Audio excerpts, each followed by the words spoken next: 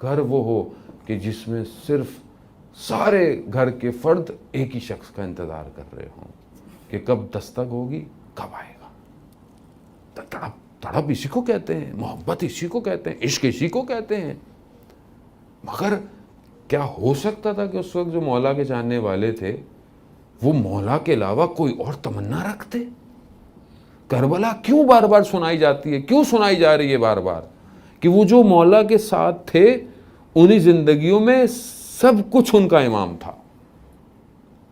شب عاشورہ کے آپ سنتے رہتے ہیں کہ کوئی شخص گیا امام کو چھوڑ کے، جبکہ امام نے کہا کہ یہ بھی ہے، سب کچھ ہے، سب کچھ دے دیا امام، بشارت بھی دے، سب کچھ دے دی۔ حضرت عقیل کے بھائیوں نے کھڑے ہو کے کیا کہا، مولا آپ کے جانے کے بعد ایسی زندگی کا کیا کریں گے ہم جس میں آپ نہ ہو؟ یعنی معرفت یہی تو دکھانا چاہ رہے تھے کہ معرفت، کہ امام نہیں ہے چاہے دنیا کا سب کچھ مل جائے تو دنیا کسی کام کی نہیں ہے۔ سب کچھ ہے میرے پاس، امام زمانہ نہیں ہے۔ عزیزان محترم، کیسے میں خوش ہوں۔ نہیں، تڑپ ہونی چاہیے۔ میں نہیں کہتا کہ ہر وقت آپ اس کیفیت میں، ہم نہیں رہ سکتے اس کیفیت میں، لیکن کبھی کبھی تو وہ کیفیت ہو ہماری۔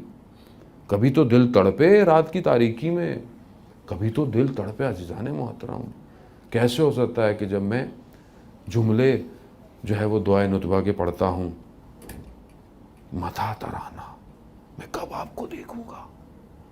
میں پوری مخلوق کو دیکھتا ہوں مگر میں آپ کو نہیں دیکھ رہا۔ امام زمانہ عزیزٌ الی،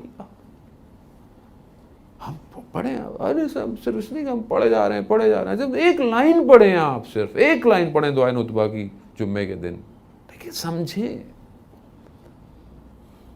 ہمارے ایک استاد نے ایک عالم دین سے واقعہ نقل کیا کہ وہ شخص حج پہ گیا اور 7ویں 8ویں جلش تھی، کہ رش ہوتا ہے مکہ میں۔ کہتا ہے کہ صبح اٹھا، دیکھا کہ سارے بازار خالی ہیں، ساری سڑکیں خالی ہیں، کوئی ہے ہی نہیں۔ میں بہت پریشان ہوا کہ ابھی تو لوگ نہیں جاتے مینا اور اس کی طرف، ابھی تو یہاں ہونا چاہیے تھا سب کو۔ تو کہتا ہے میں نے سامنے سے دیکھا کہ ایک نقاب پوش آ رہا ہے، لیکن جیسے ہی میں نے اس کو دیکھا تو ایسا لگا کہ میرا بدن جیسے ساخت ہو گیا ہے، لیکن میں نے سوچا کہ میں کم از کم اس سے پوچھوں کہ لوگ کہاں گئے۔ کہتا ہے لیکن میں کچھ بول ہی نہیں پایا۔ اس شخص نے اپنا نقاب ہٹایا اور میں نے ایک لمحہ دیکھا اور پھر اچانک سے وہ شخص غائب ہو گیا، اور پھر میں نے دیکھا کہ لوگ میرے برابر میں چل رہے ہیں۔ تو اس عالم دین نے اس سے پوچھا کہ تم نے کعبے کو دیکھ کر پہلی دعا کیا مانگی تھی؟ کہا میں نے جب کعبے کو دیکھا تھا تو میں نے یہ کہا تھا اللہم طلعت الرشیدہ، مجھے وہ درخشندہ چہرہ دکھا۔ عالم دین کہتے ہیں کاش تم نے یہ بھی کہہ دیا ہوتا کہ یہ مجھ سے کلام بھی کر لے۔ چہرہ کہاں ہے؟ ہم دعائے عہد روز پڑھتے ہیں صبح، وہ درخشندہ چہرہ کہاں ہے؟ کہاں ہے میری زندگی میں؟ عزیزان محترم، یہی غم تھا حضرت سیدہ کو کہ اس وقت کے درخشندہ چہرے کو لوگوں نے چھوڑ دیا۔ یہ نہ ہو کہ آج ہم بھی اس کو چھوڑ دیں۔ عزیزان محترم، تنہا امام تنہا ہوتا ہے۔